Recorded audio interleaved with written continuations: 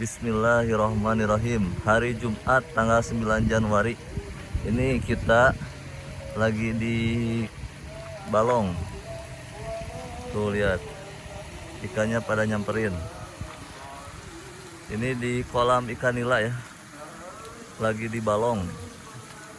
Balong sebutan kolam ikan. Tuh lihat, ikannya udah pada kumpul.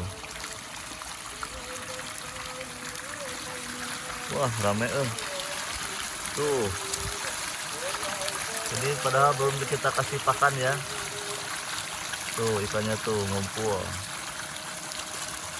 Sayangnya ini masih harus nunggu beberapa bulan lagi, sekitar 1,5 bulan atau 2 bulan untuk panen 1 kilo 4 ekor.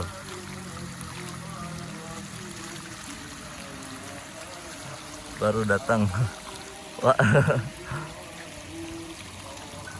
Tuh ngumpul.